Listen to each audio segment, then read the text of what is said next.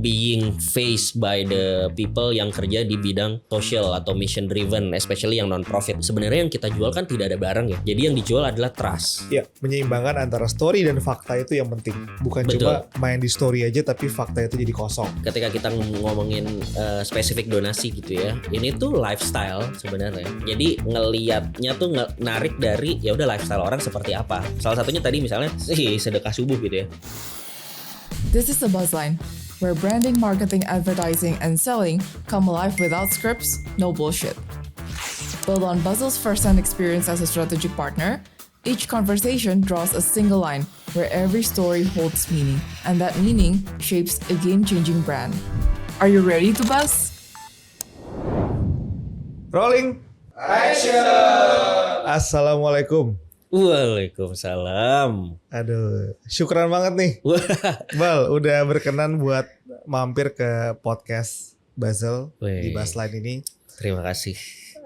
Gue tuh pengen banyak banget ngulik sama lu, Bal. Satu, gue pengen ngulik tentang gak banyak loh orang yang bisa berkarir panjang dalam sebuah perusahaan sampai ada di top level dan dipercaya memegang project yang sangat proud. Memegang project yang sangat proud. Yang pertama. Yang kedua, gue tuh selalu penasaran gimana cara orang membranding, memarketingkan, mengiklankan sesuatu yang service atau produknya unik-unik. Lo pengalaman di Kita Bisa, di mana ngejualin Kita Bisa itu kan bukan hal yang mudah. Dan sekarang bukan lagi Kita Bisa, tapi di Proud Project yang bisnis modelnya juga berbeda dan sama-sama unik menurut gue, Bal. Jadi itu yang gue pengen bahas sama lo, Bal. Gue yakin ada banyak banget perspektif branding dan marketing yang bisa kita dapetin. Sisanya kita akan ngobrol santai berjalan, spontan lah gitu ya. Gue akhirnya bisa melihat wajah-wajah ini. Gue pengen mulai mungkin sekilas dulu, Bal. Gue pengen tahu awal banget karir lo itu emang langsung berkarir di Kita Bisa atau gimana sih sebenarnya? Oke. Mundur dulu sebentar. Oke. Siap. Ya, first of all thank you so much. Gue diajak sini, gue pendengarnya Buzzline juga. Jadi gue happy banget. Terima kasih teman-teman sudah membuat Buzzline. Terus sebelum ke situ, kemarin gue tuh pernah tes DNA. Terus gue udah lama, tapi terus gue baru inget lagi. Terus gue lihat lagi, Yas. Jadi gue tuh ternyata ancestry gue 30% tuh Chinese. Wih, jadi gue panggil gue Ko Iqbal. Ko Iqbal. Ko sama Iqbal lumayan nyebrang ya. Ya, anyway. Jadi kalau awal mula join Kita Bisa tuh justru gue dari belum lulus kuliah. Gila. Jadi singkat cerita sebenarnya gue di kampus di UI kan. Di UI itu emang dari kampus tuh udah aktif ngeblog, bikin konten dan segala macam. Dulu masih ngeblog ya zamannya. Especially waktu itu Tumblr lah, gue aktifnya di Tumblr, rajin nulis dan segala macam. Terus salah satunya kemudian gue karena rajin nulis, gue juga jadi banyak riset soal waktu itu lagi mulai booming lah di Indonesia pelan-pelan startup, teknologi dan segala macam gitu ya. At the same time, Timi baru mulai Kita Bisa. Dan sama-sama anak UI ya? Sama-sama anak UI. Tapi Timi udah lulus, sudah kerja bareng sama Pak Renald, Prof. Renald. Abis itu bikin Kita Bisa. Itu dia udah mulai bikin. Terus ada satu momen dia ngisi seminar lah di kampus. Which is tentang social entrepreneurship dan segala macam. Gue ikutan. Gue jadi denger tuh, udah mulai ada Kita Bisa dan segala macam. Yang pada saat itu gue juga lagi ngulik soal crowdfunding di US. Jadi abis selesai seminarnya gue ketemu, gue ngobrol, dia cukup amazed lah. Maksudnya ya dia baru mulai dan memang gak banyak orang yang tahu tentang crowdfunding. Jadi kita connect di sana. Long story short, abis itu masih kuliah tuh. 2013 gue masih kuliah. Jadi beberapa kali kayak ada kesempatan event bareng atau apa dia tuh ngajakin gitu. Jadi gue udah mulai bantu-bantu lah gitu ya. Dan gue bantu-bantu ya gue happy-happy aja. Maksudnya ya ibaratnya nih abang-abangan gue lah di BM gitu. BM UI gitu. Ya terus singkat cerita setahun kemudian Kita Bisanya lagi udah mulai butuh orang. Dia nyari, salah satunya inget gue. Dia ngajakin ya, kita ya ada interview dan segala macam, which is a bit of formality lah ya. a bit of formality. Ya udah, abis itu gue udah join, dan kebetulan memang di tahun terakhir gue kuliah itu gue udah nggak ada apa-apa. Jadi kayak skripsi udah selesai, tapi gue masih males ngurusin cepet-cepet lulus dan segala macam gitu. Jadi akhirnya udah mulai kerja di situ. Ini tahun berapa, Bal? 2014 akhir, Gila. 2015 awal. Nah, dari 2014 sampai 2025 ceritain posisi-posisi yang lu tempatin dong nih, Bal. Ini apa namanya, menanjak karir path-nya ini dari apa sampai apa? Oke. Ya, first of all, disclaimer-nya adalah put in mind ini juga startup dalam konteks ya perusahaan yang lagi merintis gitu ya. Jadi kayak sebenarnya title dan segala macam tuh kayak agak fana lah gitu ya. Tapi ya gue start tuh dari awalnya banget itu sebenarnya ada sebuah project. Jadi gue project manager untuk satu project spesifik lah gitu ya. Yang kemudian itunya jalan, ternyata sambil itunya jalan gue bisa bantuin marketing juga, dan gue punya sebenarnya tidak disuruh kerjain itu, tapi gue karena gue penasaran dan gue emang suka juga ya gue akhirnya ngulik itu juga gitu. Jadi akhirnya mulai bantuin di bikin sosmed, bikin konten dan segala macam. Terus title-nya apa nih gitu, kayak ya kita cuma berempat ya, Timmy, Fikra, gue sama Ira pada saat itu ada namanya. Kita cuma berempat, title-nya apa nih ya, Timmy sama Fikra kayak ya selalu lah bikin aja gitu. Ya maksudnya kalau mau dikasih bisa, tapi kayak kalau mau bikin ya bikin aja gitu, kayak nggak ada ini juga. Jadi gue bikin di awal itu gue bikin title gue digital storyteller. Ya basically sebenarnya sosmed manager gitulah ya, atau sosmed specialist gitu. Jadi digital storyteller, abis itu mungkin 1-2 tahun, dalam periode 1-2 tahun kemudian udah bisa mulai punya tim gitu ya. Jadi mulai naik ke again sama tadi secara title ya marketing manager gitu. Jadi oke, gue menghandle semua kemarketingan inilah gitu ya. Terus kayak dari situ udah mulai timnya lebih gede dan lain-lain, jadi head of marketing. Karena function-function di bawahnya udah ada sosmed, udah ada PR dan lain-lain, udah berbeda-beda gitu ya. Dari head of marketing abis itu ke VP brand communication, terus terakhir itu VP corporate communication karena udah di level grup lah gitu, dan lebih banyak ngurusinnya di level core com-nya gitu. Tadi kan ada Fikra, Timmy, lo sama Ira, lo jadi karyawan kedua apa pertama? Keempat. Kalau kita bisa Fikra, number 4 lah ya. Kita bisa number 4. Berarti Timmy, Fikra, Ira, lo. Iya gitu. Gila. Sampai sekarang total kita bisa berapa orang ya? Kayaknya sekarang di 300-400 gitu kali ya. Iya. Gue nggak tahu, lupa persisnya. Nah, sebelum gue pengen ngulik soal branding dan marketing ya, gue penasaran dulu, Bal. Karena tidak banyak milenial atau Gen Z yang bisa bertahan 11 tahun dalam sebuah perusahaan. Kayak teman-teman gue, kita kan seumuran ya. Kayak teman-teman gue ya kerja paling 5 tahun cabut. Itu udah top lah. 5 tahun cabut tuh top. Gen Z lebih di bawah lagi kan, mungkin 2 tahun, 3 tahun. Itu dulu, Bal. Kenapa lu bisa stay dalam sebuah perusahaan 11 tahun? Apakah karena memang lu merasa lu happy banget sama kerjaannya dan perusahaan ini punya purpose yang align dengan purpose personal lu, atau apa? Bal? Itu yang kedua tuh. Jadi sebenarnya jujur gue nggak pernah mikirin itu ya, dan pertanyaan itu tuh mulai banyak ke gue setelah gue di Kitabisa 5 tahun. Iya benar. Jadi setelah gue di Kitabisa 5 tahun tuh kan gue mulai banyak tim-tim baru. Bahkan dari tim-tim baru ini tuh yang nanya ke gue, Bal udah berapa lama? Udah 5 tahun. Gila lah, kenapa lu bisa sampai 5 tahun? Jadi selama 5 tahun pertama gue nggak pernah mikirin itu ya. Kayak buat gue kayak ya udah emang gue di sini aja dan segala macam. Jadi udah mulai banyak pertanyaan, gue jadi mulai mikir, gue banyak reflect dan segala macam. Dan mungkin salah satu jawaban terutamanya adalah karena memang gue ngerasa personal purpose sama company purpose-nya tuh alignment-nya more than 80% lah gitu ya. Jadi kayak bahwa purpose untuk bikin sesuatu yang jadi jembatan buat banyak orang tuh ya itu my personal purpose juga gitu. Atau bahwa hidup tuh soal bermanfaat buat orang lain, kasih value buat orang lain, yaitu my personal purpose juga gitu. Jadi pas gue reflect back, emang in the first 1 to especially 1 to 3 years ya, first 1 to 3 years itu emang gue nggak ngerasa kerja sebenarnya in a way ya. gue nggak ngerasa lagi oh ini tuh sebuah profesional yang gue diharuskan untuk disuruh untuk ngerjain ini itu dan segala macam. Ya gue ngerasa kayak ya volunteer, kerja kayak sosial. Iya kayak mungkin lebih tepatnya kayak lagi ngebem lah kalau anak kampus ya. Kayak lagi ngebem tapi dibayar gitu. Iya, Jadi gue iya. juga nggak terlalu memusingkan bayarannya. Tapi gue juga nggak merasa ditekan dan nggak merasa terpaksa atau merasa ini tuh beban banget gitu. Gitu sih. Jadi alasan utamanya sebenarnya itu. Oke. Terus kedua mungkin yang paling besar juga adalah I think the progression atau ternyata bertumbuh bareng si company ini. Kan maksudnya kita as a person dengan company as an organization kan dua-duanya bertumbuh nih gitu ya.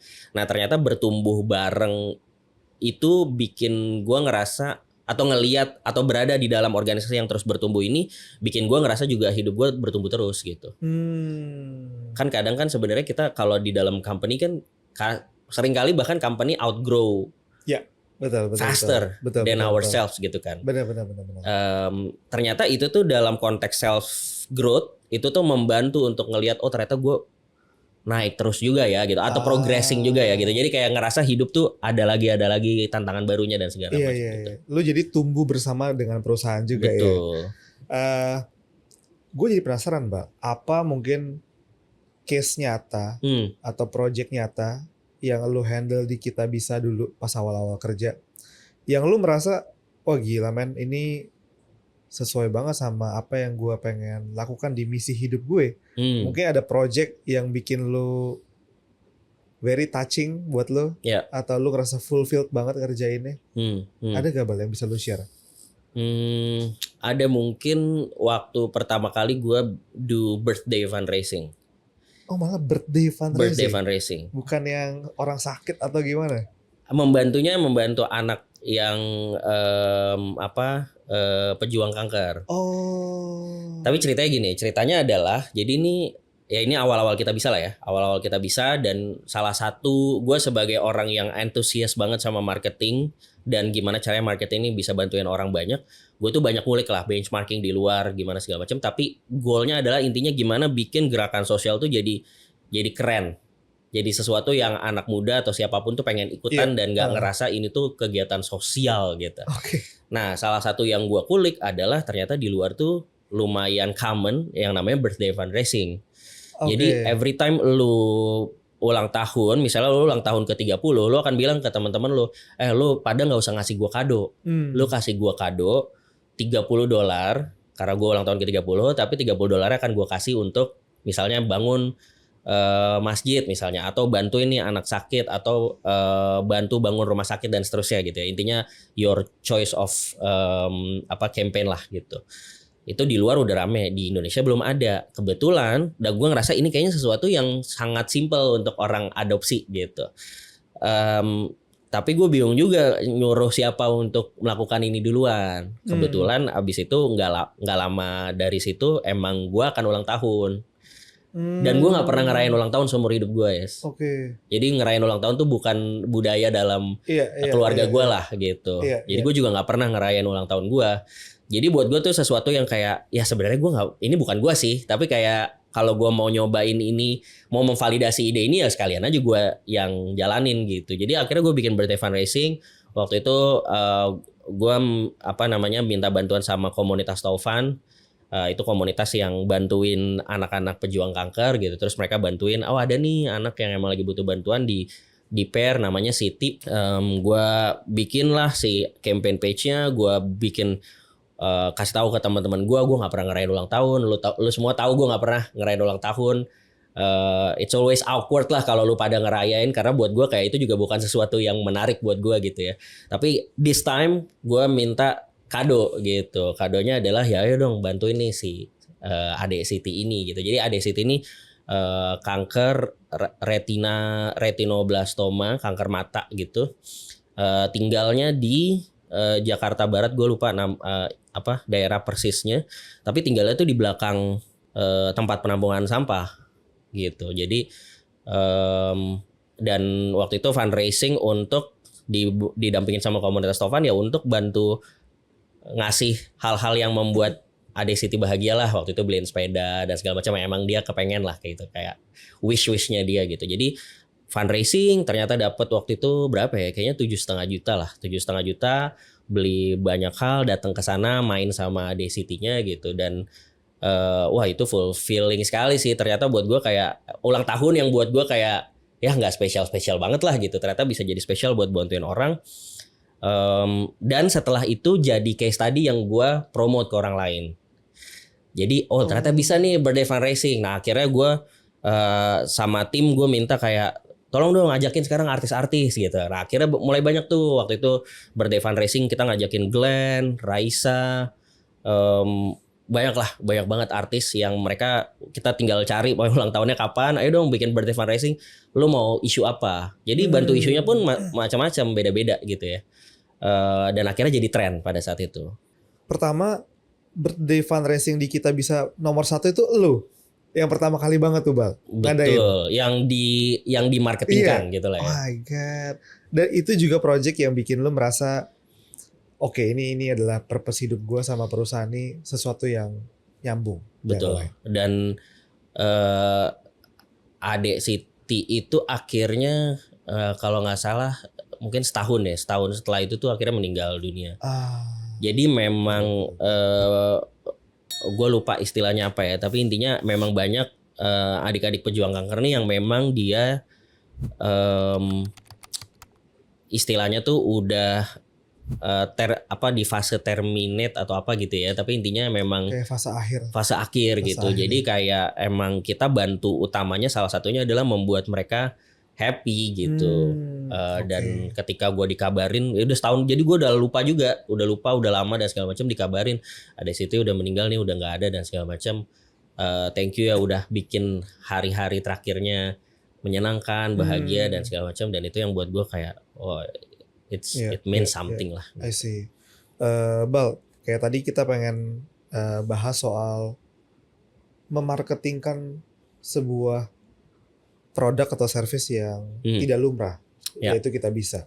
Kayak balik lagi ke tadi fundraising buat birthday, buat bantu orang sakit.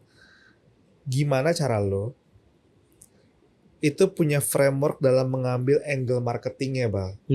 Karena kalau misalnya produk ya, kita kan mengambil angle marketing, oke, ini USP dari produk ini apa ya?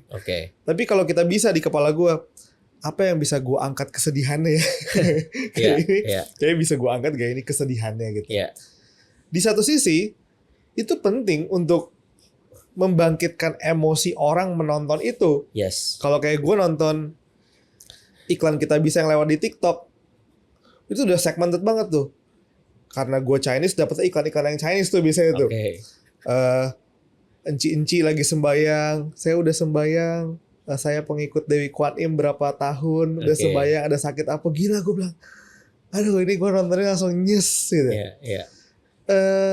Tapi di satu sisi juga harus menyeimbangkan supaya jangan terlalu menjual kesedihan gitu. Kayak jangan mengeksploitasi kesedihan atau kesusahan orang.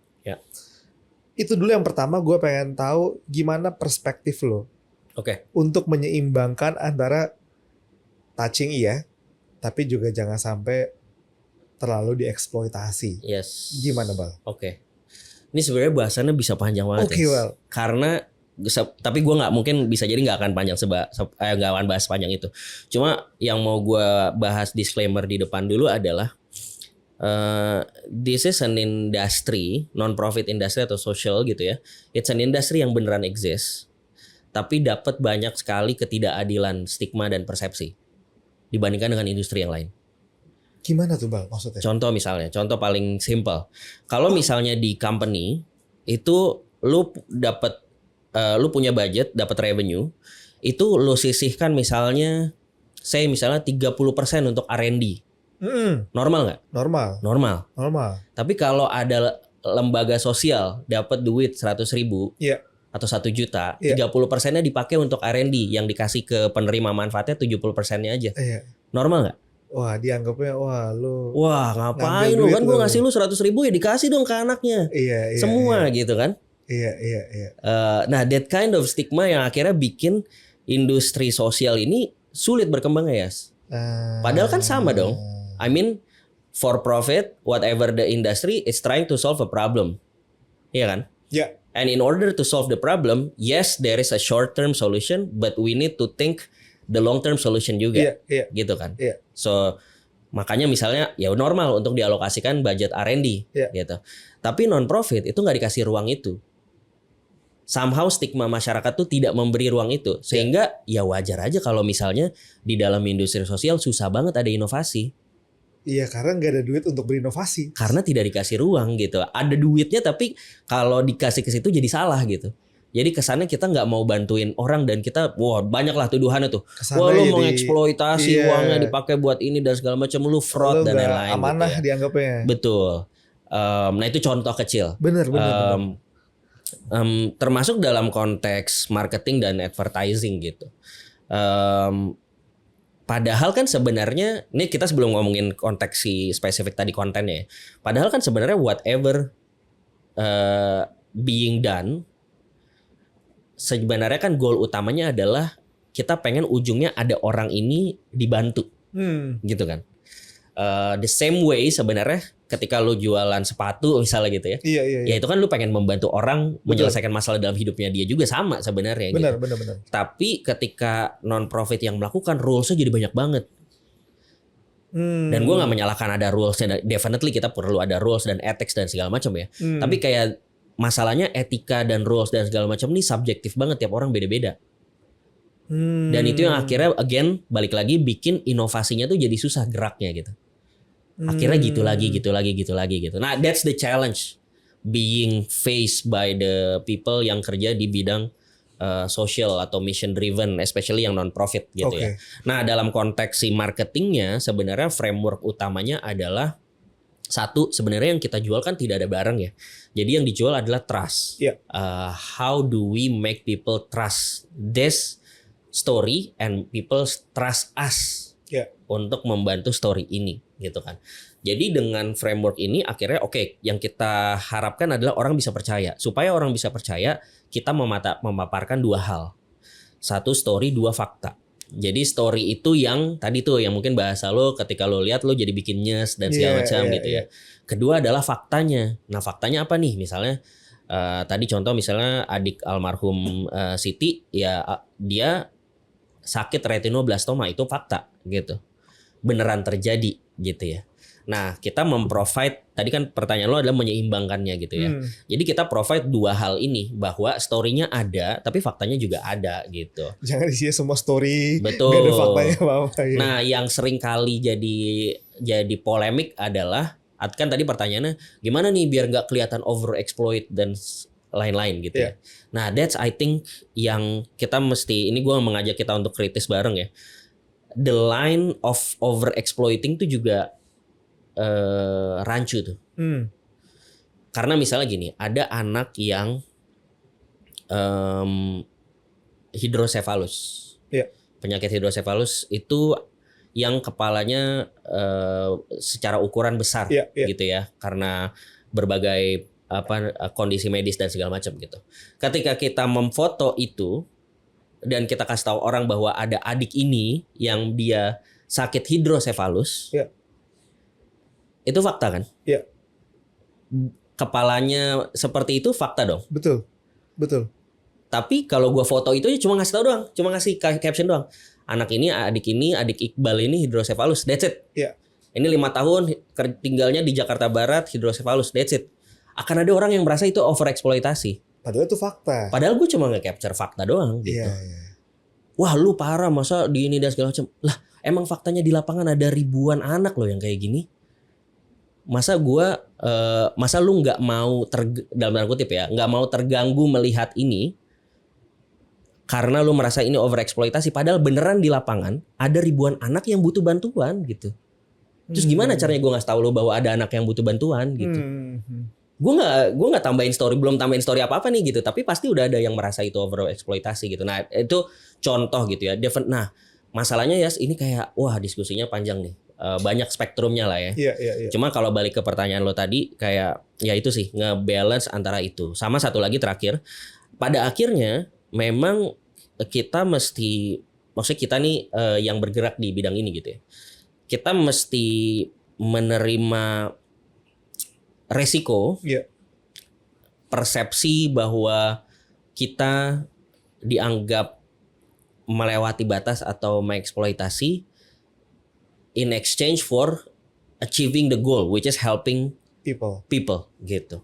Akhirnya setelah bertahun-tahun gue belajar bahwa oh ya udah emang itu harga yang harus dibayar aja. Kita juga nggak mungkin kayak ada di titik dimana kayak gue beneran bantuin orangnya, tapi semua orang happy dengan cara gue gitu. Ya emang harus milih aja. Gue sering bilang sama tim gue diskusi di internal, salah satunya adalah kayak yaudah deh sekarang orang pada protes nih. Padahal kita udah berusaha semaksimal mungkin. Jadi kita juga punya banyak pagar-pagar yang kita bikin dan improve terus dengan banyak diskusi dengan banyak expert, dengan banyak pekerja sosial lain dan lain-lain gitu. Tapi tetap aja pasti ada aja yang kayak gitu ya. Orang merasa kita over exploiting dan lain-lain. Nah gue selalu bilang kayak ya udah pilih dah. Ini bahasa kasarnya ya. Ini biarin orangnya meninggal di ruang operasi, atau kita nggak apa-apa dah dilemparin sama netizen dikit gitu. Tapi orangnya beneran selesai operasi dan bisa kembali ke keluarganya gitu. Iya. Nangkap gue. Gitu. Akhirnya ya udah. Ya. Jadi menyeimbangkan antara story dan fakta itu yang penting. Bukan cuma main di story aja tapi fakta itu jadi kosong. Betul. Tadi juga lu ada bahas soal profit and non-profit company. Yes. Ini jadi berpengaruh juga ke brandingnya kita bisa. Mungkin di masyarakat mereka juga nggak ngerti. Ya. Lo ini bentuknya PT atau yayasan atau perkumpulan atau apa sih? Legally Sehingga apa gitu ya? sehingga asumsi mereka adalah oh kalau gue nyumbang ke Kita Bisa ini adalah perkumpulan sosial atau yayasan sosial Kita Bisa, makanya gue punya ekspektasi lu harus harus mendonasikan semuanya gitu kan. Mereka nggak ngerti kalau by the way Kita Bisa itu juga ada PT juga ada gitu. PT-nya Dan juga, betul. untuk meran sebuah bahkan meran sebuah yayasan besar itu juga sebenarnya butuh karyawan profesional di dalamnya kan. Betul. Untuk meran sebuah NGO yang gede yang profesional itu juga butuh karyawan profesional. Betul. Dimana karyawan profesional juga digaji. Juga punya hak hidup untuk layak gitu. Betul. punya dia juga harus punya karir path dong. Masa kita berharap itu orang ya selamanya lu jadi pekerja sosial aja. Betul. Dari lu muda sampai lu gede. Betul. Ya lu segitu-segitu aja. Ya. Dan ini kayaknya yang blur gitu. Banyak orang yang nggak nangkap ini, Bal. Ya. Gue jadi pengen dijelasin soal gimana kita bisa menjelaskan keluar. Kita company, kita yayasan sosial, kita apa, supaya orang ini lebih ngerti secara konteksnya gitu, Bang. Ya. Kalau penjelasan detail soal itu sebenarnya that's an ongoing year by year selama 10 tahun, itu kayak struggle gua sebagai orang yang mengelola komunikasinya gitu. Iya. Tapi sebenarnya jawabannya selalu ada di page-nya Kita Bisa, di kitabisa.com/about-us tuh kita jelasin panjang. Orang kalau punya waktu dan mau meluangkan sedikit energi, mereka bisa paham. Cuma kalau gue mau oversimplify, sebenarnya kan Kita Bisa ada yayasan, ada PT-nya. Yayasan itu utamanya karena kita menggalang dana publik, ya pakai legally yang paling pas adalah pakai yayasan. Dan itu ada izin kita, Kemensos ya? Izinnya dari Kemensos, pengumpulan uang dan barang, dan itu ya konsisten di situ gitu, dijagain pagar legal dan transparansinya gitu ya. Terus ada PT-nya, di mana simpelnya supaya nggak over complicated, PT ini adalah vendor IT-nya si yayasan. Jadi supaya yayasannya bisa mengelola dana secara digital dan secara scale-nya besar dan segala macam, mereka butuh infrastruktur IT, aplikasi, website dan segala macam. PT ini jadi vendornya si yayasan. Gitu. Singkat cerita gitu. Nah, tapi kalau balik ke pertanyaan lo yang tadi, sebenarnya let's forget about PT dulu lah. Yayasan aja tadi. Gue setuju misalnya mau dibikin spesifik. Nah ini salah satu tadi balik stigma juga ya. Bahwa kalau misalnya di company biasa, lu senior, lu keren, lu udah ex McKinsey, ex whatever, lu berani gaji puluhan juta. Dan karena lu akan mendatangkan impact yang besar juga buat company. Tapi kok kalau di yayasan, dia sama nih senior X making C whatever gitu ya, puluhan tahun pengalaman dan akan bisa mendatangkan impact yang gede juga buat yayasan, which is ujungnya akan mendatangkan impact yang lebih banyak juga untuk orang yang dibantu. Kok jadi rancu ketika jadi tabu ketika dia digaji besar, kok kesannya jadi orang ini adalah orang yang rakus gitu. bener. I think the same way persepsi ketika guru gajinya gede gitu. Iya. Kok kesannya guru nggak boleh gajinya gede gitu. Iya. Padahal kan justru ya karena guru responsibility-nya besar dan impact-nya akan sangat besar nih. Iya. Makanya kita harus gaji gede supaya yang datang ke sini adalah orang-orang terbaik. Benar. Gitu kan. Benar. Nah, sebenarnya harusnya idealnya di yayasan kayak gitu juga secara persepsi. Ini gue ngomongin persepsi dulu.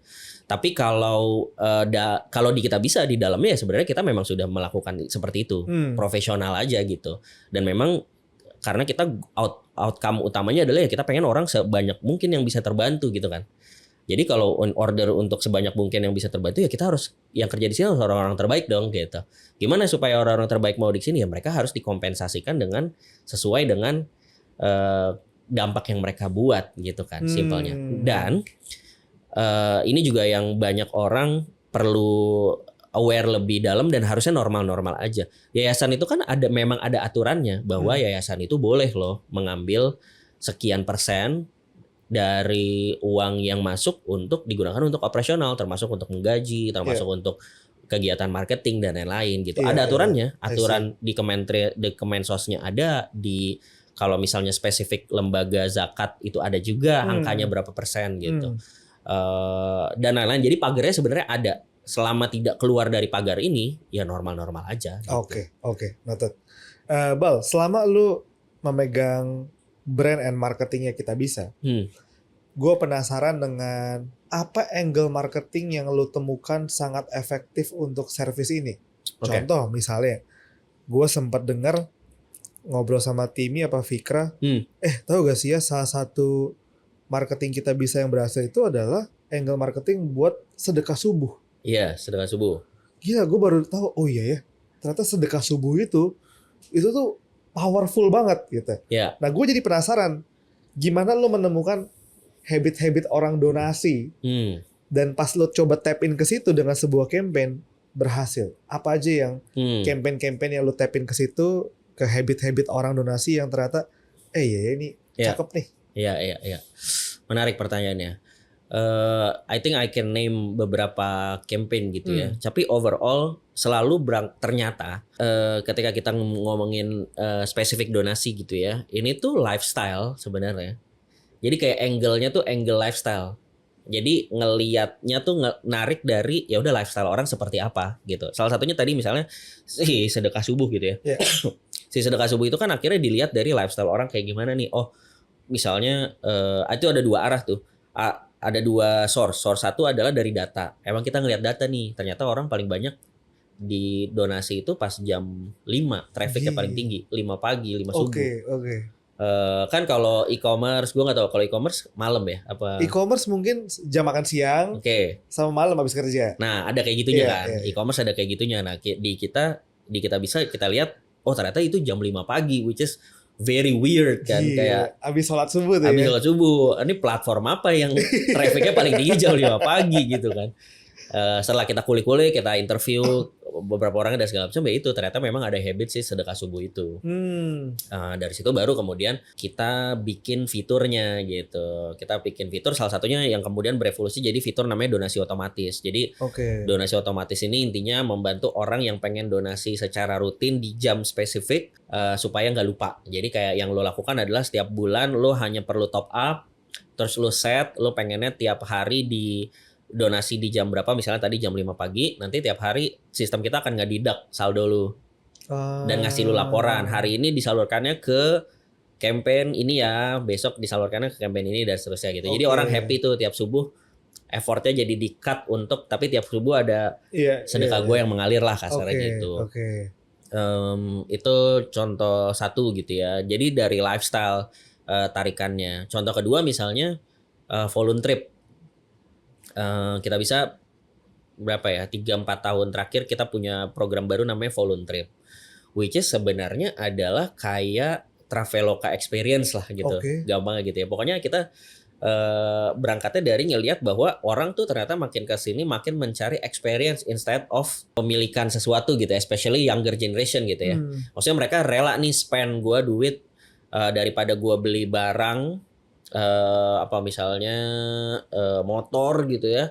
Gue mendingan gue jalan-jalan deh ke luar negeri apa segala macam. Jadi ternyata ada shift, ada tren di mana orang tend to spend untuk experience karena itu memberikan fulfillment yang lebih baik gitu, especially younger generation. Nah, di saat yang sama ternyata banyak report yang kasih tahu bahwa younger generation itu enggak makin bergerak ke arah fulfillment buat mereka tuh bukan hanya senang-senang, tapi ada maknanya juga gitu. Jadi mereka nyari experience yang ada maknanya juga. Nah dari situlah lahir si voluntrip. Jadi voluntrip itu kita ngajakin orang untuk lu beli tiket, nanti kita ajak lu untuk experience something yang fun tapi juga ada meaningful experience-nya di situ. Misalnya as simple as bantuin bikin happy kakek dan nenek di panti jompo gitu. Kita bikin acara seru-seruan untuk kakek dan nenek di panti jompo, atau misalnya kita jalan-jalan naik ke Gunung Halimun ngelihat konservasi elang dan lain-lain, tapi di sana kita bantuin juga untuk nanemin pohonnya, terus misalnya nyiapin makanan pangan untuk si hewan-hewan yang lagi ditangkarkan di sana, tapi sambil jalan-jalan juga gitu. Nah itu ternyata jadi produk yang diminati banyak orang juga, especially younger generation. Karena jadinya akhirnya jadi bisa bersaing nih dalam tanda kutip di lifestyle tuh, kayak weekend ini gue milih nonton di bioskop, atau milih jalan-jalan ke Dufan, atau milih ikut voluntrip kita bisa nih ke pulau gitu. Nah itu kan kacamatanya sebenarnya bukan kacamata sosial tuh, kacamatanya kacamata lifestyle gitu. Tapi akhirnya ketika mereka ikutan itu, voluntrip kita tuh biasanya ketika mereka ikutan experience itu, sekaligus kita dari dana yang udah terkumpul di publik itu disalurkan ke situ juga. Jadi ibaratnya ini gue punya dana publik yang emang pasti akan gue implementasikan anyway, sekalian aja donatur pada ikutan nyalurin langsung deh gitu. Jadi nggak cuma donate doang gitu. Nah itu contoh kedua. Oke. Bal, gue jadi pengen agak mulai masuk ke brand. Pasti sedikit banyak tuh akan mempengaruhi cara kita hidup. Yes. Tempat kita bekerja, kita hidup di sana setiap hari, pasti sedikit banyak akan mempengaruhi kita. Lo sebagai orang yang berkarir sangat panjang di Kitabisa, dan apalagi Kitabisa ini juga purpose-nya align dengan purpose hidup lo, pernah justru jadi ngerasa beban karena ekspektasi orang melihat lo harus terlihat sebagai orang baik gak sih, Bang? Iya. Karena jadinya orang jadi melihat brand lo pribadi sebagai personal. Kalau Iqbal pakai baju bagus, waduh, ini jangan-jangan uang donasi kita ini nih dari sini nih. Karena seringkali itu yang menjadi stigma para pekerja sosial. Bukan hanya pekerja sosial, orang-orang yang mungkin aktif di tempat ibadahnya masing-masing, jadi pengurus gereja, pengurus wihara. Kalau ngelihat dia pakai mobil bagus, kita udah berpikirnya tuh, dari mana nih? Gue pengen tahu aja, apakah mungkin di Kitabisa lo ada menitipkan pesan itu gak sih buat tim internal lo atau orang-orang di Kitabisa? Kayak guys, bagaimanapun kita adalah representasi dari Kitabisa. So lo jangan sampai, kan kayaknya nggak elok kelihatan orang Kitabisa di sosial media tuh lagi flexing kiri kanan, kayak founder-founder lainnya gitu kan, atau beli ini itu, party ini itu. Ada gak sih brand guideline yang dijaga tapi buat internal? Gimana, Bang? Nggak ada sih sebenarnya, nggak ada yang spesifik dibuat brand guideline gitu ya. Tapi kalau ditanya ada beban atau enggak, ada. Tapi bukan di sisi ngejaga, jangan sampai flexing dan segala macam gitu-gitu ya. Karena mungkin kayaknya naturally most of people di Kitabisa tuh tidak tipe itu. Gitu. Udah disaring dari rekrutmen tuh. Somehow sebenarnya tidak disaring dengan kriteria itu ya, tapi somehow orang yang attracted ke Kitabisa tuh sendiri. Profilnya kayak gitu. Tapi kedua, memang nggak ada specific concern di lifestyle dan segala macam sih, maksudnya lifestyle dalam konteks tadi ya, misalnya pamer mobil lu apa atau sepatu lu apa dan segala macam tuh nggak ada sih. nggak ada spesifik itu. Yang kita tekankan sebenarnya lebih ke ini aja, lebih ke apa ya, bukan legal ya, compliance dan lain-lain gitu ya. Itu aja sih yang dijaga. Jadi kayak bahwa transparansi kita sama partner, terus kayak cara kerja kita, apa yang kita laporkan ke Kemensos, kan kita kan rutin tuh laporan ke Kemensos, laporan ke Basnas dan lain-lain tuh ada aturannya, yaitu dijaga. Di luar itu ya sebenarnya etika umum aja sih, nggak ada brand guideline khusus. Karena sebenarnya ya tadi balik lagi, kita pun kan sebenarnya juga ini bukan sesuatu yang kita dalam tanda kutip dakwahkan, tapi sebenarnya yang kita jalankan dan kita pengen ini jadi normal adalah tadi kan, bahwa bekerja sosial tuh sama seperti bekerja di tempat lain gitu. Jangan juga kita seakan-akan kita tuh membangun pride bahwa lu kerja di sini tuh lu nggak di bawah temen lo yang kerja di agency gitu loh, atau di bawah temen lo yang kerja di brand gede kayak Gojek, Grab, whatever, kayak kita sama aja, setara gitu. Ya maksudnya gaji juga kompetitif, terus kayak nggak harus hidupnya susah juga. Nggak harus hidupnya susah juga gitu. Dan tidak ada yang salah juga dengan itu. Toh kita semua bisa mempertanggungjawabkan juga kenapa ini itu dan segala macam, tidak ada aturan yang dilanggar dan lain-lain gitu. Jadi sebenarnya kita trying to normalize itu juga. Jadi nggak ada sih aturan itu. Cuma kalau lu tanyanya ke personal gua, mungkin salah satu yang jadi beban kalau brand, dalam konteks brand adalah ya guanya juga gitu ya. Lebih ke bukan masalah flexing tapi kayak Iqbal kita bisa tuh ya orang baik gitu. Jadi jangan aneh-aneh nih kelakuannya, kasarnya gitu kan. Walaupun orang nggak ngomong gitu ya. Tapi kayak mereka punya certain expectation. Ketika Iqbal di kontak mereka adalah Iqbal kita bisa tuh kayak orangnya begini nih gitu kayak. Kalau lu tiba-tiba melakukan hal-hal yang aneh, gue kayak kok kita bisa kayak gini gitu. Itu gua sih. Vibes aja pas ketemu lu pengen cium tangan bang, rasanya bang. Gue kan Ko Iqbal, cium tangan gimana gini? Ko Iqbal. Nah, Bal, gue mau mulai masuk ke Proud nih, Bal. Satu gue pengen tahu dulu gue tahu Proud itu dari zamannya Trivet. Yes. Trivet membawa Proud itu dengan gaya Humans of New York di Indonesia. Terus kayaknya sempat vakum berapa lama. Terus tiba-tiba keluar lagi dengan, barang sama kita bisa. Terus belakangan, yang megang Iqbal. Satu, gue pengen tahu cerita di balik bangkit dari kuburnya Proud ini gimana. Oke. Yang kedua, cerita kok lu yang bisa megang. Apakah memang kesepakatan, oke deh Bal, kita mau ambil Proud dan lu yang megang ya, atau gimana sih? Dan keputusan lo untuk oke deh, gue mau meninggalkan, ya masih dalam ekosistem kita bisa juga, tapi lu mau meninggalkan kita bisa untuk pindah ke Proud. Gue pengen tahu di balik layarnya tuh ceritanya gimana Bang? Yes.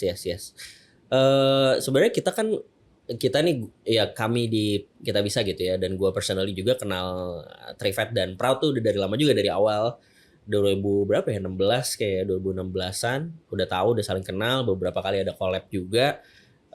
Terus tahun 2023, gue lupa persisnya bulan apa, tapi intinya tahun 2023 itu Kita Bisanya juga lagi explore berbagai opportunity untuk expand di ekosistem gitu. Jadi kayak kita explore opportunity untuk build different atau various new business arms lah gitu.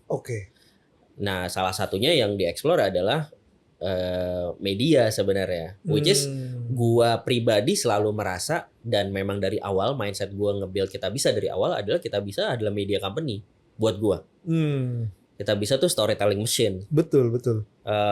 Jadi sebenarnya gue dari awal pun ngerasa gue orang media dari awal gitu. Karena kan kami juga bikin ya di Instagram definitely, terus kayak ada fase di mana gue bikin banyak video juga di YouTube, sampai jadi dapat banyak subscriber. Kemudian kita juga sempat jadi YouTube Creator for Change Fellow gitu-gitu lah, ikut programnya YouTube dan lain-lain. Jadi DNA-nya emang media lah gitu ya kasarnya. Nah terus ketemu Trivet, ngobrol, dan emang dia udah ada Volix yang Volixnya udah oke banget dan fokusnya ke sana. Proud gimana bro? Proud nggak terlalu kepegang gitu. Ya gue ngerasa kayak ya udah, what if kita yang pegang aja gitu. Nah singkat cerita prosesnya kayak gitu. Abis itu jadi gua dan tim yang pegang karena memang ya udah kan tim medianya di gua kan ibaratnya. Masih menjadi satu sama kita bisa tuh waktu Masih awalnya menjadi satu tuh. sama kita bisa. Jadi timnya yang ngerjain adalah tim kita bisa juga Oke. gitu. Jadi kayak dua kaki lah yang Ya. ngerjainnya gitu ya. Yang ngerjainnya terus kita refresh secara DNA medianya gitu ya.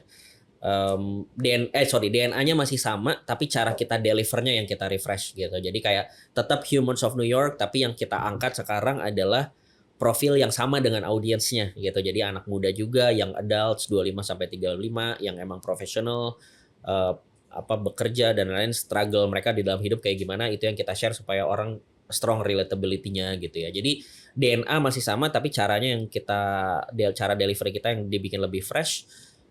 Dan ternyata ada fase cuci followers tuh ya. Cuci followers. Detox. Bahasa gue detox. Jadi banyak yang unfollow, tapi banyak yang follow baru gitu. Jadi mungkin yang unfollow yang ya follower sebelumnya yang mungkin merasa loh kok jadi kayak gini dan nggak sesuai dengan ekspektasi mereka sebelumnya. Itu banyak yang unfollow. Jadi for certain period tuh ada period di mana kayak followers kita stuck. Tapi sebenarnya pas dilihat oh ini karena ada yang keluar terus ada yang masuk gitu dan and it's a good thing gitu kayak let's lanjutin aja gitu karena emang ini penting untuk kita ngecuci followers yang satu frekuensi lagi dengan yang pengen kita targetin gitu. Nah dari situ ternyata udah mulai kelihatan. Abis itu kita bikin joint venture, kita bisa dan Volix bikin joint venture, si Proudnya SNIP jadi dipindah ke joint venture ini. Gitu jadi kita bisa shareholder, Volix juga shareholder dan habis itu ya udah dilanjut. Nah sebenarnya officially tahun ini mungkin 4 bulan yang lalu ya gue lupa persisnya 3-4 bulan lalu gue officially resign dari Kita Bisa untuk fokus di Proud gitu. Oke. Nah itu kenapa itu? Mel? Kenapa lu memutuskan untuk fokus di Proud aja? Fokus di Proud aja.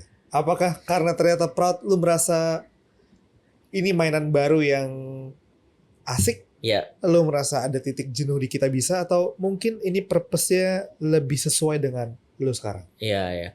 Ada various factors lah ya. Tapi yes salah satunya ya sebenarnya karena udah lama juga sih di Kita Bisa ya udah 10 tahun. Terus mungkin juga ada jenuhnya definitely melakukan atau ngerjain hal yang sama gitu ya. Tapi juga mungkin gue ngerasa ada pergeseran dalam konteks kan sekarang fasenya juga udah beda nih. Fasenya timnya udah gede gitu ya. Terus kayak ada produk-produk baru kayak kita fokusnya ke asuransi dan lain-lain yang itu gue jadi ngerasa kok impact gue belum terlalu keluar nih gitu. Kayaknya karena kalau di startup tuh kalau di luar ya kan ada orang-orang yang spesialis kayak dia spesialis di fase 0 to 1 gitu. Ada yang fase yang spesialis gue di scale dari 100 ke 1000 dan lain-lain gitu. Jadi kayak once itu fasenya udah lewat ya udah gue pindah lagi ke company lain yang fasenya sama seperti itu. Nah gue somehow ngerasa ada kayak gitunya juga. Lu di 0 to 1? Lebih paling gede mungkin di 0 to 1 ya. Paling gede di 0 to 1 atau 1 to 100 lah. Oke. Gitu. Tapi kalau udah sistem udah cukup ajak dan lain-lain tuh gue ngerasa gatel nih buat explore hal baru gitu. Nah, kebetulan kan sebenarnya dalam periode 2 tahun terakhir memang udah megang Proud anyway kan. Jadi kayak ternyata ini juga menarik dan poin keduanya ya memang personal alignment-nya juga strong gitu. Jadi gue ngerasa kayak ya udah kali ya gue butuh refreshment juga. Toh I'm not going far juga nggak kemana-mana banget sebenarnya gitu. Jadi udah fokus di Proud. Nah, kalau Kita Bisa, gue setuju banget kalau Kita Bisa itu sebenarnya adalah media juga. Tapi konten itu tujuannya untuk mengamplify produk utamanya itu si donasi. Yes. Kalau di Proud ya si konten itu adalah produknya karena orang akan placement brand akan placement di kontennya. Terus dari kontennya itu lu akhirnya dapet traffic, dipikirin trafficnya ini bisa dibikin produk apa aja gitu. Satu gue pengen nanya apa formula lu untuk konten Proud? Dan kedua tadi kita sempat ngomong di balik layar bahwa media nih suffer nih ya belakangan ini nih. Sehingga harus mikirin punya banyak mainan baru juga gitu. Tapi kan Trafficnya yang penting udah kekumpul, tinggal trafficnya ini dibawa ke kemana aja. Nah, gimana cara lu mengorkestrasikan si Proud ini supaya bisa monetize? Oke. Formula dulu ya. Formula, kita punya formula. Sebenarnya intinya Proud itu utamanya adalah gimana caranya kita bikin konten yang strongly relevant sama target audience kita gitu ya. Dan kita mengerucutkan target audience kita tuh si young adults ini. Which is young adults si 25 sampai 35. Jadi kita juga nggak nargetin yang mahasiswa banget, yang fresh grade banget gitu, kayak secara pekerjaan tuh kayak udah 2-3 tahun pengalaman kerja gitu minimal gitu ya. Jadi ketika udah mengerucut, kita jadi bisa menargetkan si keresahan dan lain-lain itu lebih tajam lah gitu ya. Nah, secara formula utamanya adalah 2 elemen. Jadi satu elemennya emotionally relevant. Emotionally relevant. Kedua elemennya socially engaging. Oke. Jadi emotionally relevant itu sebenarnya intinya adalah di setiap konten kita make sure ada emosi yang ditanamkan di situ. Ada, kita konten ini tuh lagi mau ngecolek emosi apa, perasaan apa. Oke. Perasaan bangga kah, perasaan minder kah, perasaan iri kah, apa pokoknya definitely tiap konten harus ada unsur emotionally relevant yang bikin orang jadi merasa relevan tuh karena di level emosional bukan di level permukaannya gitu. Nah, tapi kemudian dilengkapi dengan si socially engagingnya. Nah, socially engaging ini yang elemen yang bikin relevansinya jadi lebih kuat atau jadi kait kedua untuk relevansi kepada orang. Jadi ini misalnya tadi yang lo mention kan ada tuh dulu tim di Basel, Niki yang pernah kita angkat juga ceritanya, dan dulu pernah di Kita Bisa juga. Gue lupa apa ya headline-nya, tapi kalau nggak salah being Chinese tapi Muslim. Iya, Cina Muslim. Papa meninggal pas lagi muda kalau nggak salah ya. Iya, itu kan ceritanya. Nah, tapi headline-nya tuh Cina Muslim. Hidup sebagai Cina Muslim bikin gua paham gelap dan terangnya manusia. Gitu. Di situ kan ada 2 elemen tuh. Ada elemen Cina Muslim. Sehingga yang Muslim akan merasa relevan.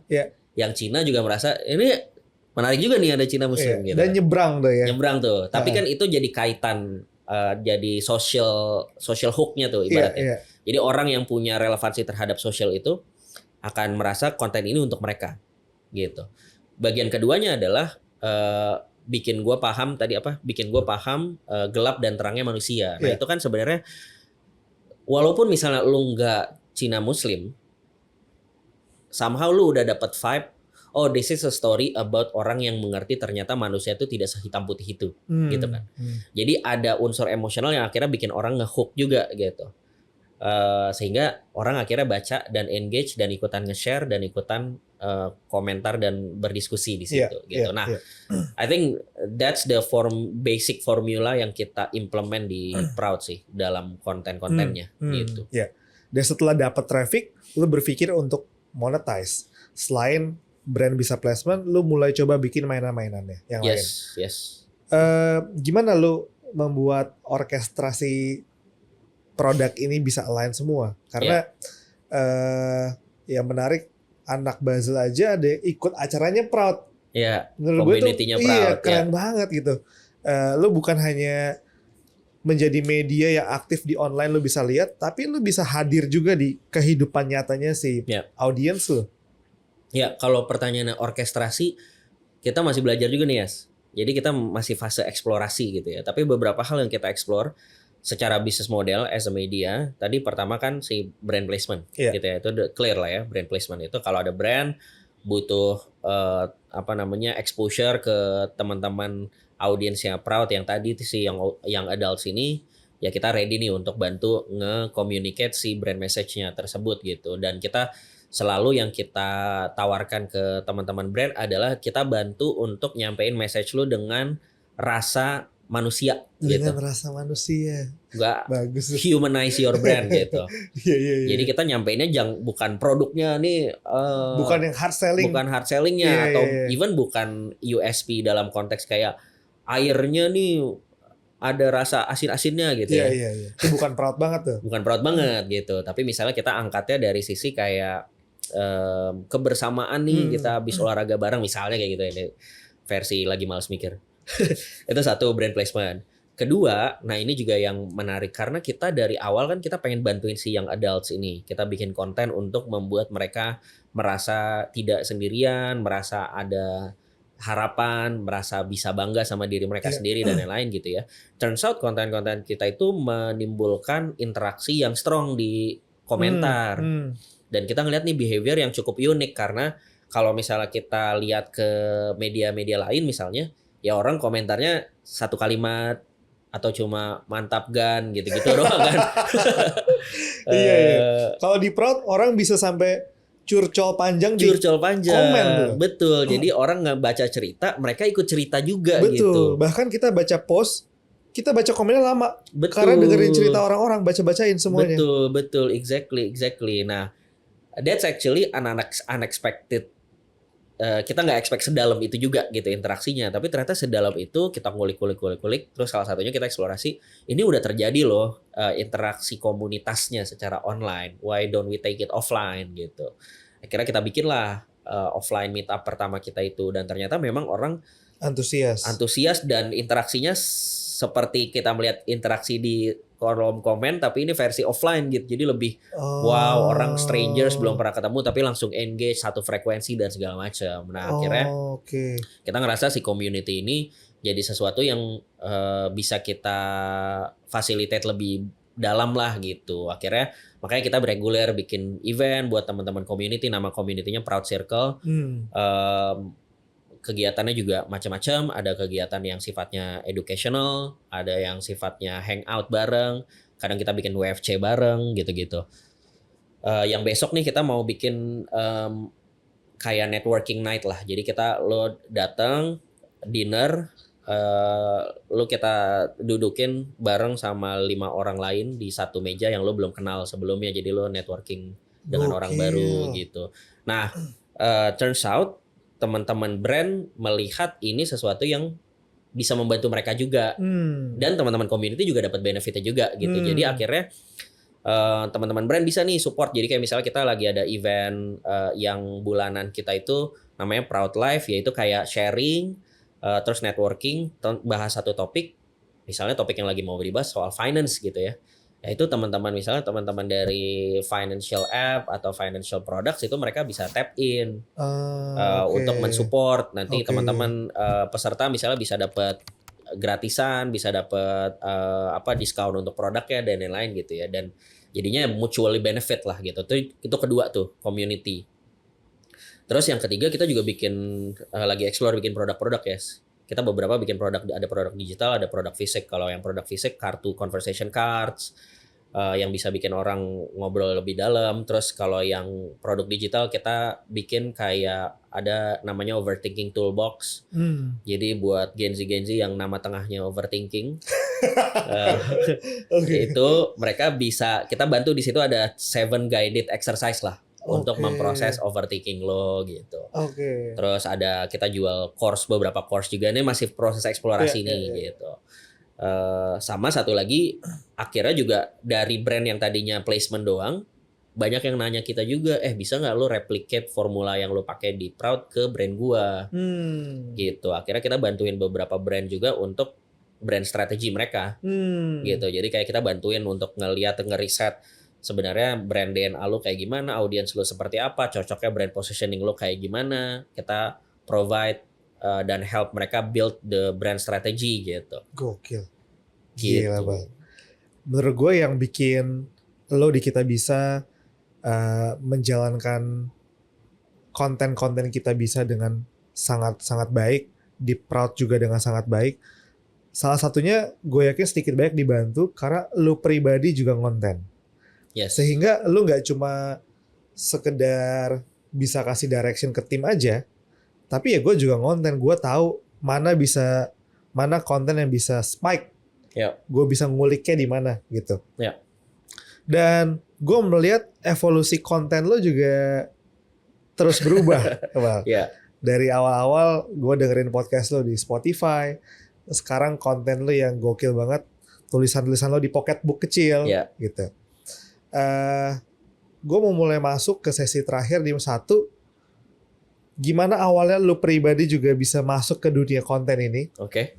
Dan yang kedua,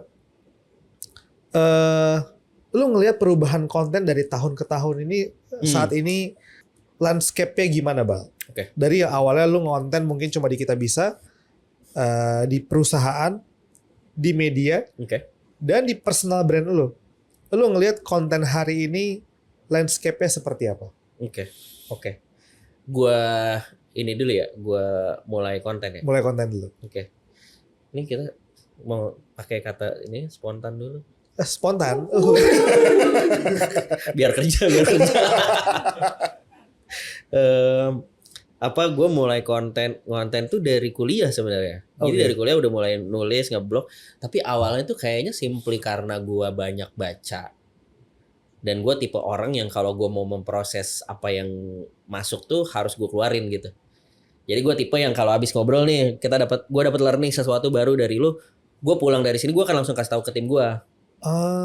Untuk itu cara gue untuk melatih juga ya. Melatih dan ibaratnya kalau di kepala gue tuh kayak digosok supaya nempel gitu. Oke. Supaya nempel ya gue harus sharing lagi ke orang gitu. Jadi bukan hanya untuk kepentingan konten, tapi lu dapat sesuatu insight, memang lu terbiasa untuk. Betul. Malah awalnya itu cara gue untuk kalau gue dapat insight baru, gue harus langsung kasih tahu ke orang supaya gue inget itu. Iya. Kalau nggak gue akan lupa gitu. Jadi ada tujuan dokumentasi dan untuk guanya pribadi juga gitu. Jadi awalnya itu sih. Jadi gue karena emang rajin baca buku, banyak baca buku, tiap kali gue dapat insight ya gue harus luapkan itu gitu ya. Terus somehow gue juga merasa ternyata lubang dalam tanda kutip ya, lubang empati gue tuh ternyata cukup gede. Lubang empati, oke. Jadi sensitif gue terhadap perasaan orang. Maksudnya gue bisa membaca orang tuh lagi merasa apa, dan itu mempengaruhi gue gitu. Jadi gue harus keluarin itu supaya gue tidak terlalu. Di satu sisi bagus ya, maksudnya ketika ada orang lagi optimis, gue ketularan banget. Tapi kalau ada orang lagi sedih kan gue juga jadi ikut merasa sedih nih gitu. Nah gue terbiasa untuk memproses si rasa sedih itu ke diri gue sendiri, tapi disalurkannya dengan cara yang positif. Nah itu lewat konten, lewat tulisan gitu. Nah itu awalnya akhirnya nulis ya, turns out gue juga ternyata itu bagus juga. Maksudnya ternyata I'm a pretty good writer and speaker lah gitu ya. Ketika ngomong, ketika nulis tuh ya bagus gitu. Ya akhirnya opportunity mulai datang juga tuh gitu. Jadi ya udah mulai ngonten di situ, podcast, Instagram, sempet YouTube juga. Pokoknya any platform gue cobain lah gitu. Dan akhirnya dibikin konsisten aja gitu sih ya. Kalau dari segi konten ya. Cukup menjawab gak? Cukup menjawab. Kalau landscape nih yang menarik ya. Gue tuh soalnya tipenya mungkin mirip kayak lu kali ya. Maksudnya tipenya agak sebenarnya kalau disuruh ngikutin tren nggak bisa. Lu bisa nggak ngikutin tren? Agak kurang dan selalu sepi gue kalau ngikutin tren. Malah sepi ya. Sama.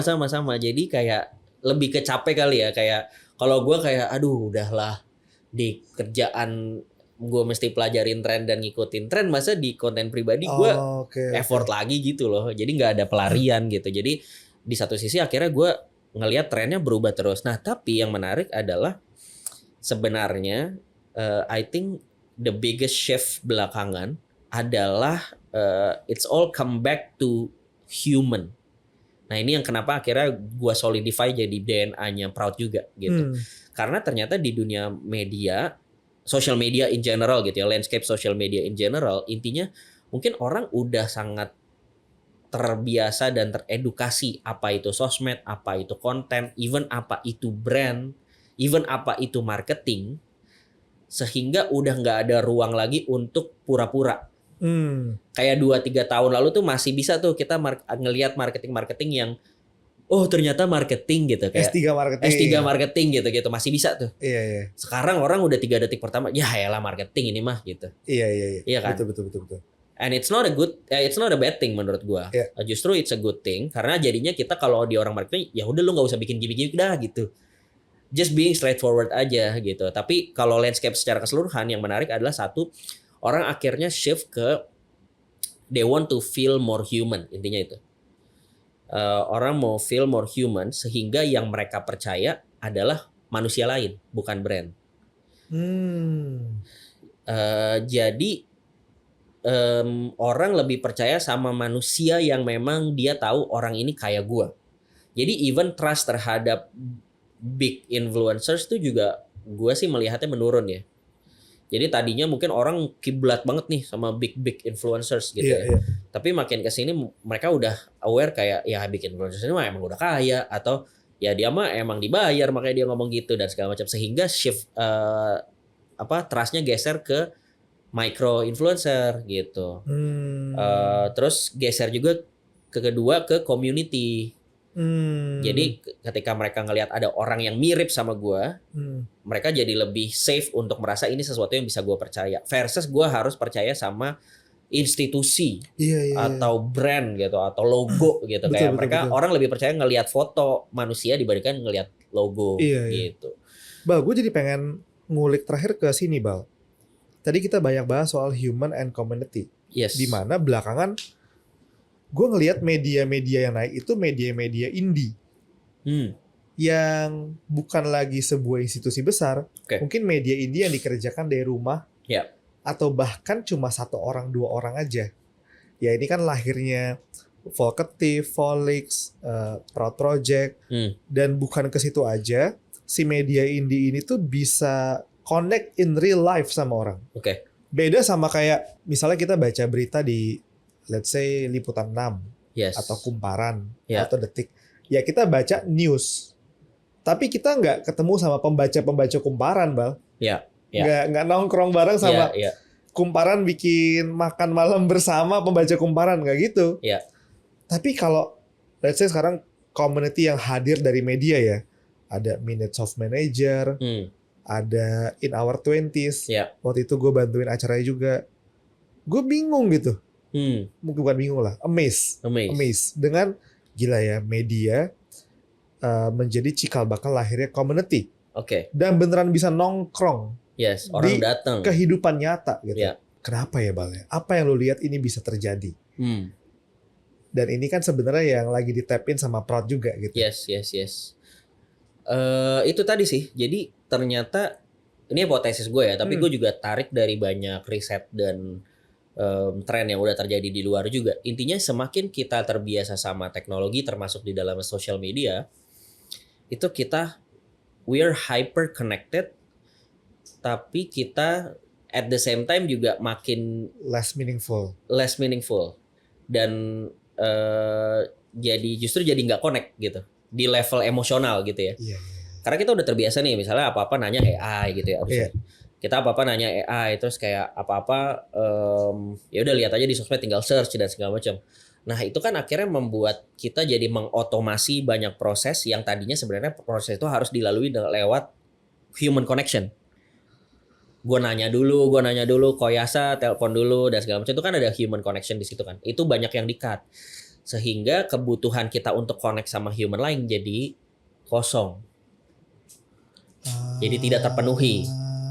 Nah, itu yang bikin di banyak riset sebenarnya 1 dari 4 orang di dunia tuh feel lonely. Merasa kesepian. Nah, tapi konteks kesepiannya juga menarik. Gue semakin banyak baca, karena kalau kita pakai kata kesepian kan kesannya orang yang duduk di kamar kosan gini. Bukan gitu begitu ya. sebenarnya. Bukan begitu. Orang ini socialize, tapi kayak ngerasa ada yang kosong gitu ya. Yes, exactly. Atau tidak bisa connect dengan orang yang dia socialize gitu. Jadi misalnya kayak di Proud aja itu tidak sedikit teman-teman yang sebenarnya ya mereka punya kerjaan, mereka punya keluarga, they have their own circle gitu. Tapi mereka nggak bisa pakai si circle ini sebagai tempat mereka cerita. Nangkep. Jadi semua perasaan yang mereka punya tuh dipendem doang gitu, nggak tahu diceritain kemana dan segala macam. Sehingga ketika ada Proud Circle, oh ini jadi tempat gua bisa cerita nih. Gitu. Jadi ternyata memang ada kebutuhan untuk orang connect sama orang lain karena kesepian dan itu di semua layer gitu ya. Jadi kayak misal tadi lu mention minutes. Kalau di Minutes Manager ya sebenarnya ini kan manajer yang kesepian. Tapi di saat yang sama si manajer-manajer yang kesepian ini mungkin bisa jadi adalah sport enthusiast yang kesepian. Sehingga mereka juga join tuh klub lari, klub padel gitu ya. Di saat yang sama mungkin mereka juga adalah orang-orang yang mungkin kesepian untuk ceritain atau memproses emosi mereka. Mereka join lah Proud Circle misalnya gitu. Jadi konteks kesepian ini juga ada banyak layernya gitu. Mungkin mereka juga adalah penyuka wibu gitu ya. Wibu sih sekarang udah mainstream banget ya. Apa ya yang agak kesepian ya? Hip hop. Pengoleksi mainan apa misalnya gitu ya. Pengoleksi diecast gitu. Gue ngoleksi diecast ini udah bertahun-tahun tapi gue kok lama-lama ngerasa sendirian ya. Itu kan kesepian juga. Akhirnya mereka nyari, oh ada nih ternyata komunitas pecinta diecast Depok Timur gitu. Akhirnya mereka join gitu. Jadi apalagi Indonesia ya, orang Indonesia maksudnya yang suka banget kumpul-kumpul dan segala macam gitu. Jadi akhirnya wadah-wadah ini jadi diisi lah dan dicari juga gitu dan menemukan tempatnya juga gitu. Wah. Bal, thank you banget Bal. 1 jam ini gue banyak akhirnya bisa mendapatkan isi kepala lu yang selama ini gue pertanyakan. Waduh. Yang selama ini kita cuma kontek-kontekan via DM aja. Yes. Tapi akhirnya bisa ketemu. Thank you banget. Thank you so much. Syukran Aki atas tausiahnya hari ini. Kalau ini apa? Kalau Cina apa? Kan gue kok Iqbal kan 30% gue Cina. Kamsia. Thank you banget Bal. Ditunggu lagi gebrakan-gebrakannya. Siap. Thank you so much. Semakin membanggakan dan semakin banyak memberikan kebaikan lewat apa yang lu jalankan. Amin. Thank you. Terima kasih banyak juga Basil. Siap. Aman guys? Oke, thank you. Terima kasih sudah belajar bersama di Buzzline by Basil. Jangan lupa subscribe dan nyalakan lonceng notifikasinya. Lanjut belajar lagi di episode ini.